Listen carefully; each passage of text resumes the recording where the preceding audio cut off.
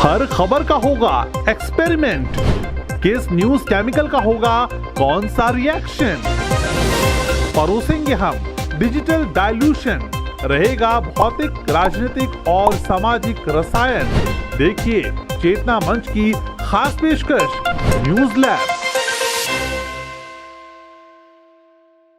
नमस्कार, स्वागत है आप सभी का चेतना मंच के खास कार्यक्रम न्यूज लैब में। मैं हूं अंशु नैथानी। आज हम बात करेंगे बिहार के राजनेता नीतीश कुमार की। नीतीश कुमार आजकल चर्चाओं में है, खासतौर से जब से वो इंडिया अलायंस के साथ जुड़े हैं। जेडीयू को लेकर तमाम तरह की अटकलों का बाजार गर्म है। आज जेडीयू की कार्यकारिणी की बैठक हो रही है दिल्ली में और इस बैठक में एक बड़ा फैसला लिया गया है। नीतीश कुमार को फिर से इसका राष्ट्रीय अध्यक्ष जेडीयू का बना दिया गया है। तो इस फैसले के क्या मायने हैं और किस तरह से नीतीश कुमार प्रदेश और देश की राजनीति में अपनी कद और पहचान को और ज्यादा मजबूत बनाने की कोशिश कर रहे हैं, इसी पर हम चर्चा करेंगे। और इस चर्चा में हमारे साथ जुड़ रहे हैं हमारे विशेष मेहमान, वरिष्ठ पत्रकार सुनील शुक्ला जी। सुनील जी, आपका बहुत बहुत स्वागत है। अ, जिस तरह से हम पिछले दिनों से देख रहे हैं कि बिहार की राजनीति में काफ़ी उठापटक मची हुई है। जब से जेडीयू का गठबंधन हुआ है आरजेडी के साथ, तभी से बहुत तरह की बातें और बहुत तरह की चर्चाएँ होती रही हैं और पिछले कुछ दिनों से इस तरह की चर्चाएँ हो रही थी कि ललन सिंह से शायद नीतीश कुमार कुछ नाराज़ हैं और अब वो पार्टी की कमान अपने हाथ में लेना चाहते हैं, या ऐसी बातें हो रही थी कि ललन सिंह शायद जेडीयू का जो विलय है वो आरजेडी में कराने के लिए उत्सुक हैं। उधर एनडीए की तरफ से, बीजेपी की तरफ से भी तरह-तरह के बयान आ रहे थे। आज जेडीयू की राष्ट्रीय कार्यकारिणी की बैठक दिल्ली में हुई है और एक बड़ा फैसला इसमें लिया गया है। नीतीश कुमार को फिर से राष्ट्रीय अध्यक्ष बना दिया गया है। तो आप इस फैसले को किस तरह से लेते हैं? पूरी अगर जेडीयू की राजनीति की बात करें और इंडिया अलायंस की राजनीति की बात करें तो? धन्यवाद अंशु जी। ये बहुत ही जरूरत के अनुसार यह निर्णय लिया गया है। इंडिया दल समूह में नीतीश कुमार की भूमिका बहुत बड़ी है और जनता दल यूनाइटेड की भी भूमिका बहुत बड़ी है। नीतीश कुमार ऐसे मौके पर मुझे लगता है कि निर्णय लेने की प्रक्रिया में अपने आप को केंद्र में रखना चाहते हैं और मुझे लगता था कि वैसे भी जनता दल यूनाइटेड में जो निर्णय कोई भी निर्णय उनसे उनके सहमति के बगैर नहीं लिया जा सकता। लेकिन एक निर्णय की प्रक्रिया पर एक अपना नियंत्रण और अपना वर्चस्व रखने के लिए उन्होंने यह इस तरह का निर्णय लिया। दूसरी चीज की जो जाति जनगणना के बाद पिछड़ों की राजनीति को आगे बढ़ाने की कोशिश की जा रही है नीतीश कुमार के द्वारा या इंडिया दल समूह के द्वारा भी, उसमें भी नीतीश कुमार को एक पिछड़े नेता के रूप में पार्टी का अध्यक्ष के रूप में स्थापित करना ये समय की मांग थी। तो मैं इस निर्णय का मैं स्वागत करता हूँ और मेरा मानना यह है कि राजनीतिक ज़रूरतों के अनुकूल ये निर्णय लिया गया है। क्योंकि बार-बार जिस तरीके से ये बातें फैलाई जा रही थी कि ललन सिंह और नीतीश कुमार के बीच ये मतभेद है या पार्टी के संगठन में तरह-तरह के मतभेद हैं या आरजेडी और जेडीयू के विलय के बाद बीजेपी के कई नेता कह रहे थे। इन तमामों पर विराम लगाने के लिए ये आवश्यक था। और एक पिछड़ों के बड़े नेता के रूप में एक स्थापित और स्वीकार्य नेता के रूप में जो छवि है नीतीश कुमार की, उस कारण से भी यह एक ज़रूरत के अनुकूल ये निर्णय है। तो और अब सभी भी जितने भी कयास लगाए जा रहे थे जनता दल यूनाइटेड में विघटन के या मतभेद के या संगठनात्मक संघर्षों के, उन सभी पे विराम लग जाएगा। लेकिन मेरा अपना मानना है, मैं गलत भी हो सकता हूँ, मेरा अपना ये मानना है कि कोई न कोई कार्यकारी अध्यक्ष भी नीतीश कुमार जी बनाएँगे। क्योंकि लोकसभा चुनाव के दौरान इंडिया दल समूह के एक प्रमुख नेता के रूप में जो भूमिका होगी नीतीश कुमार जी की, उसके लिए पार्टी के लिए वो कितना समय दे पाएँगे, एक समय वो रहेगा। तो पार्टी के नियमित गतिविधियाँ चलती रहें, उसमें कोई रुकावट ना हो उनकी गैर मौजूदगी में। तो मेरा अपना मानना है कि एक कार्यकारी अध्यक्ष भी वो हो सकता है कि बनावें, जो संगठन के कामकाज को तेज करेंगे और जो राष्ट्रीय जिम्मेदारी है नीतीश कुमार की उसके मद्देनजर पार्टी के संगठनात्मक गतिविधियां प्रभावित न हो। जी। जी। और आपको क्या लगता है कि इस तरह से उन्होंने एक संदेश दिया है कि ललन सिंह को कट टू साइज़ किया है, उनके कद को छोटा किया है और एक मैसेज शायद आरजेडी को भी देने की कोशिश की है। और पूर्व में जिस तरह से उन्होंने कहा था कि बीजेपी हमेशा उनकी पार्टी को उनके साथ जब वो थे, उनको काटने की कोशिश करती थी और आरसीपी सिंह पर इस तरह के आरोप लगे थे और उसके बाद सब जो कुछ हुआ सबने देखा, आरसीपी सिंह बीजेपी के साथ चले गए।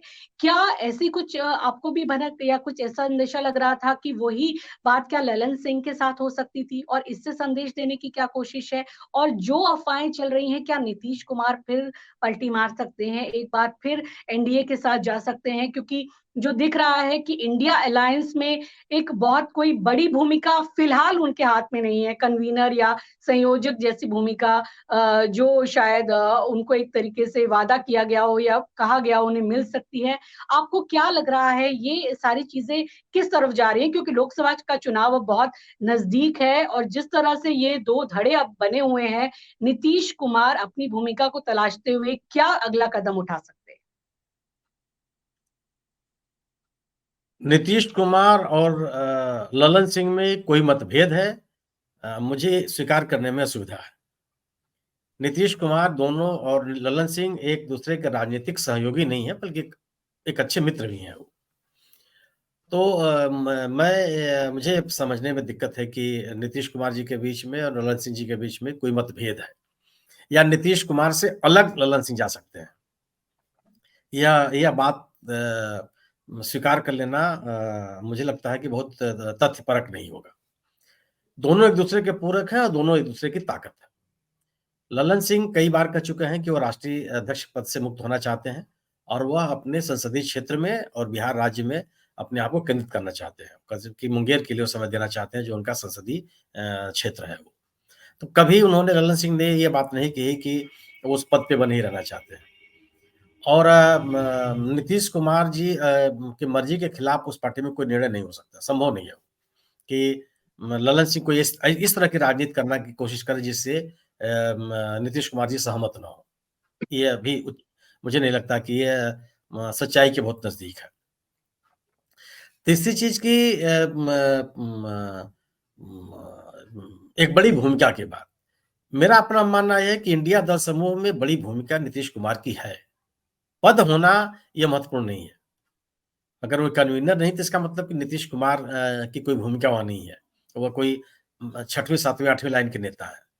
पहली पंक्ति के नेता हैं और इंडिया दल समूह के गठन में उन्हीं की भूमिका है, उन्हीं का प्रयास है। ये सभी राजनीतिक दल इसको स्वीकार करते हैं। इससे कोई इनकार नहीं कर सकता। आज अगर इंडिया दल समूह साकार लेता हुआ दिख रहा है, तो इसके मूल में नीतीश कुमार है। सभी राजनीतिक दलों से, गैर भाजपा राजनीतिक दलों से संपर्क करना, उनके साथ संवाद कायम करना, उनको एक छत के नीचे लाना, उनकी बैठकें आयोजित करना, इस सबके पीछे नीतीश कुमार की भूमिका रही है। नीतीश कुमार उन नेताओं से भी जाके मिले हैं जो प्रत्यक्षतः बीजेपी के समर्थक रहे हैं, जैसे नवीन पटनायक जी। उनसे जाके भी उन्होंने मुलाकात की और एक संवाद कायम करने की कोशिश की। पद पा करके ही आप अगली पंक्ति के नेता नहीं होते हैं। राहुल गांधी के पास कोई पद नहीं है कांग्रेस पार्टी में, तो नेता नहीं है वो। कांग्रेस पार्टी की अगर मैं जन नेता की अगर बात कीजिएगा तो राहुल गांधी सबसे बड़े नेता है, पद कुछ भी नहीं है उनके पास। ये बेईमानी है। नीतीश कुमार कन्वीनर हो न हो ये महत्वपूर्ण नहीं है। वो स्थापित नेता है और उनकी एक से है। उनकी बात का इंडिया दल समूह में मतलब भी होता है। इंडिया दल समूह लगातार कहता रहा है कि वो किसी भी चेहरे को सामने रख करके चुनाव नहीं लड़ेगा। सामूहिक नेतृत्व के आधार पर चुनाव लड़ा जाएगा और जिस राज्य में जो राजनीतिक दल महत्वपूर्ण है, जिसकी साख है, जिनका संगठन है, जिनकी ताकत है, उसको आगे रखा जाएगा। यह फार्मूला नीतीश कुमार जी ने स्वयं तय किया था और ये बात लगातार कहते रहे हैं वो। बिहार राज्य में अगर चुनाव इंडिया गठबंधन का चुनाव है, उसके अगुवा नीतीश कुमार है। राज्य के चुनाव की बात मैं कर रहा हूँ, बाकी तो राष्ट्रव्यापी उनका असर है।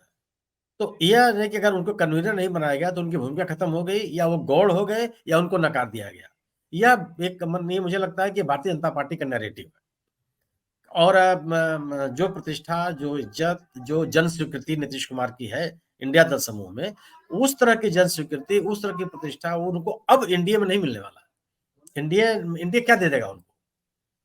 एनडीए के नेता या बीजेपी के नेता जिस भाषा का प्रयोग कर रहे हैं नीतीश कुमार के लिए, क्या लगता है कि अगर वो एनडीए में जाते हैं तो उनका वही स्वागत किया जाएगा जो उनका पहले प्रतिष्ठा रही है? और इंडिया में जाके पा क्या जाएँगे वो? मुख्यमंत्री तो है वो। मुख्य आरजेडी तो ये नहीं कह रही कि मुख्यमंत्री नहीं रहेंगे। ये तो कह नहीं रही कि हमको मुख्यमंत्री बनाई नहीं तो हम समर्थन छोड़ देंगे। और ये आरजेडी के सामने क्या दिक्कत है? आरजेडी बहुमत से केवल 10 सीट ही तो दूर है। कोई इतनी बड़ी खाई तो है नहीं। और 2025 में फिर चुनाव होगा बिहार में। ये नहीं है, मेरा अपना मानना ये है कि यह इस तरह का नैरेटिव बनाना या इस तरह के राजनीतिक वातावरण बनाने का प्रयास करना कि इंडिया दल समूह में महत्वपूर्ण पद के, इंडिया दल समूह में महत्वपूर्ण तो पद नहीं हो। प्रधानमंत्री पद का चेहरा कोई इंडिया दल समूह रखना नहीं चाहता, लगातार कहता चला। जिस पिछली बैठक में अगर आप याद कीजिए जिसमें ममता जी ने खड़गे साहब का नाम लिया, तो खड़गे साहब ने बैठक के बाद जो प्रेस कॉन्फ्रेंस की तो उन्होंने कहा कि पहला काम हमारा चुनाव जीतना है। हम चुनाव जीत करके आएंगे तब सरकार बनाने या प्रधानमंत्री बनने और बिगड़ने की बात आएगी। ये तो खड़गे साहब ने भी कही। और यह मेरी अपनी समझ है कि चेहरे से ज्यादा महत्वपूर्ण इंडिया दल समूह के सामने मुद्दे हैं। जनता से जो जुड़े हुए सवाल हैं, जो सरकार की विफलताएं हैं, उनको मुद्दा बना करके जो राजनीति इंडिया दल समूह कर रहा है वो ज्यादा कारगर है। सरकार के खिलाफ चेहरा महत्वपूर्ण नहीं होता। सरकार के खिलाफ मुद्दे महत्वपूर्ण होते हैं, उसकी विफलताएं महत्वपूर्ण होती है। जो राजनीति करके कर्नाटक में कांग्रेस ने सफलता भी प्राप्त की, उसने क्या, उसने तो मुद्दों को आगे किया। उनके सामने दोनों चेहरे थे, सिद्धारमैया भी थे और डीके शिव कुमार भी थे, लेकिन उन्होंने मुद्दों को आगे किया। सर जो समय सरकार की विफलताएं थी उनको आगे किया, जो भ्रष्टाचार के तमाम आरोप लग रहे थे उसको आगे किया। वही स्थिति उन्होंने तेलंगाना में राजनीति में अपनाई, मुद्दों को आगे किया। सत्तारूढ़ दल के खिलाफ आप चुनाव लड़ रहे थे, आपने मुद्दों को आगे किया। राहुल गांधी ने जो पदयात्रा की, भारत जोड़ो यात्रा की, उसमें उन्होंने जनता से जुड़े हुए सवालों का आगे किया, महंगाई को, बेरोजगारी को, अर्थव्यवस्था को, सुरक्षा को, राष्ट्रीय सुरक्षा, तमाम तरह के मुद्दे उन्होंने आगे किए। और उन्होंने मुद्दों को लेकर के जनता से उन्होंने संवाद कायम किया और एक राजनीतिक वातावरण बनाई सरकार के खिलाफ। चेहरा महत्वपूर्ण नहीं है, मुझे मेरा अपना मानना है। और जो सामूहिक नेतृत्व का निर्णय है इंडिया दल समूह का, वो ज्यादा कारगर है। और सामूहिक नेतृत्व में नीतीश कुमार एक प्रमुख नेता है, कोई सामान्य व्यक्ति नहीं है वो। इंडिया दल समूह की विश्वसनीयता, उसकी लोकप्रियता, उसकी जन स्वीकृति, मुद्दों वो मुद्दे जो सरकार के खिलाफ बनाए जा रहे हैं, उन सब में नीतीश कुमार की भूमिका है। और नीतीश कुमार के आगे रहने से इंडिया दल समूह को ताकत मिलती है, खासतौर से उत्तर प्रदेश में, बिहार में, झारखंड में, इन तमाम राज्यों में। और वो पिछड़ों की राजनीति के चेहरा है, सामाजिक न्याय के आंदोलन के वो चेहरा है। कोई भ्रष्टाचार का आरोप उनके ऊपर नहीं लगा पाई बीजेपी, कोई वंशवाद का आरोप उनके ऊपर नहीं लगा। तो एक प्रतिष्ठित नेता के रूप में या एक लोकप्रिय नेता के रूप में जो भी तत्व होने चाहिए वो सब नीतीश कुमार के पास है। मुझे मेरा अपना मानना यह है कि पद के पा करके ही आप या पद पे रहने पर ही आपकी लोकप्रियता होती है या आपको बड़ा नेता माना जाता है, या कम से कम नीतीश कुमार के साथ ये लागू होता नहीं है। जी जी। लेकिन एक तरीके से जिस तरह से बातें चलती हैं कि वही है कि नीतीश कुमार की जो महत्वाकांक्षाएं हैं वो कम नहीं है, वो राष्ट्रीय राजनीति में अपना एक रोल देख रहे हैं। ये रोल किसी भी रूप में हो सकता है, चाहे कन्वीनर की भूमिका में या आगे वो देखते हो राष्ट्रपति या उपराष्ट्रपति के रूप में उन्हें कोई भूमिका मिल सकती है। क्या समझिए कि जिस तरह से पार्टी की कमान अब उन्होंने अपने हाथों में ले ली है, तो वो सारी चीजें किसी भी बात पे बार्गेनिंग या कुछ इस तरह की बातें वो स्वयं करना चाहते हैं। जाहिर सी बात है, जब चुनाव होंगे तो सीट शेयरिंग की भी बात आएगी।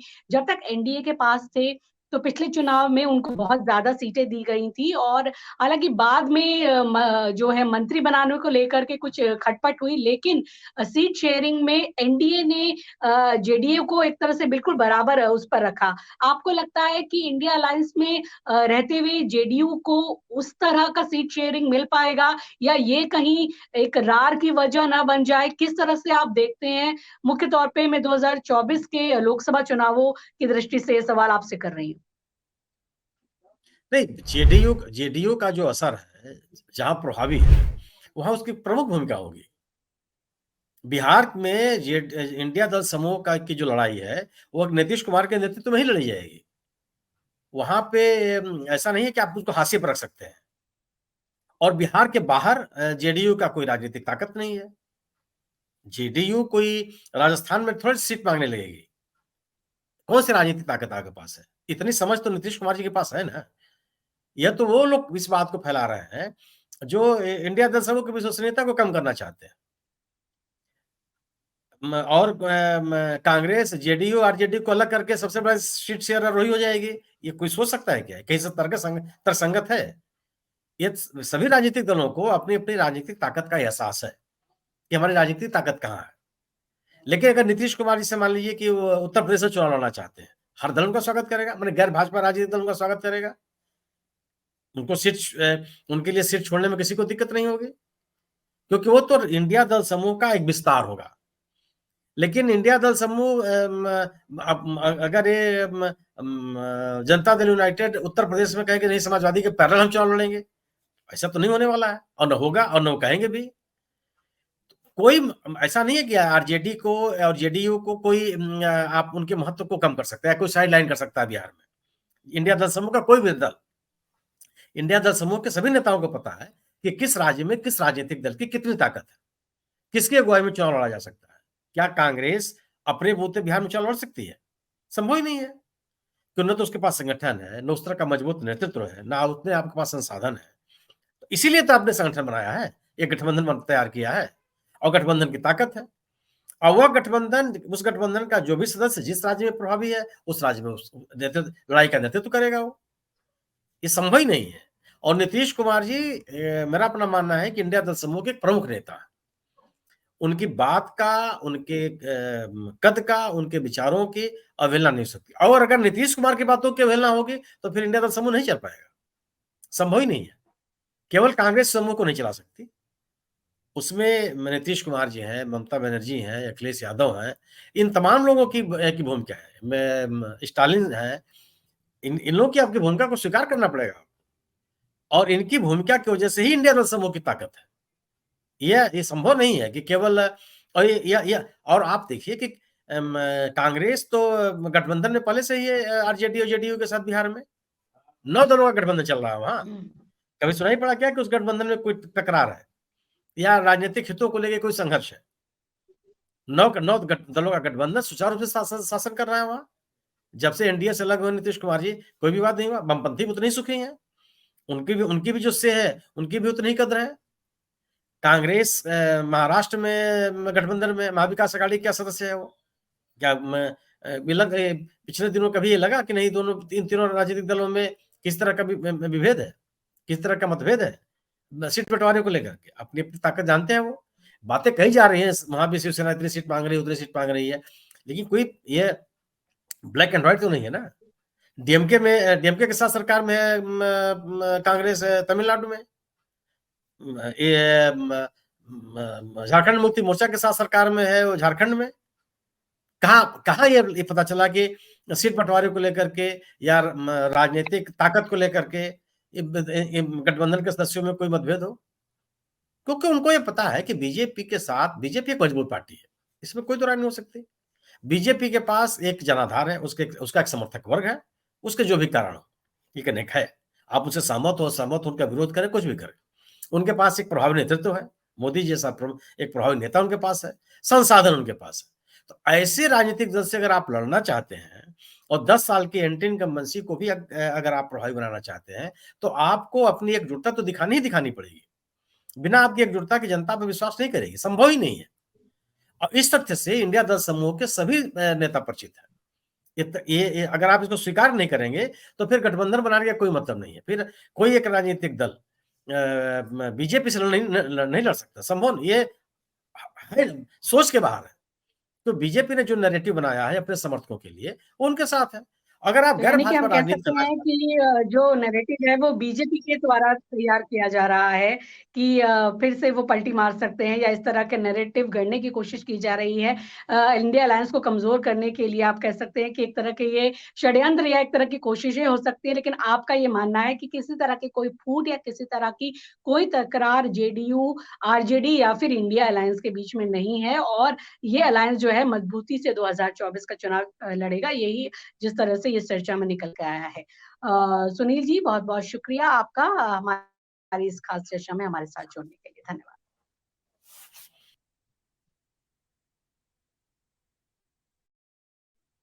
तो चेतना मंच के न्यूज़ लैब के इस कार्यक्रम में हम इसी तरह का राजनीतिक विश्लेषण और से जुड़े मुद्दे आपके सामने लाते रहेंगे। आप देखते रहिए चेतना मंच। नमस्कार। हर खबर का होगा एक्सपेरिमेंट, किस न्यूज केमिकल का होगा कौन सा रिएक्शन, परोसेंगे हम डिजिटल डाइल्यूशन, रहेगा भौतिक, राजनीतिक और सामाजिक रसायन। देखिए चेतना मंच की खास पेशकश न्यूज लैब।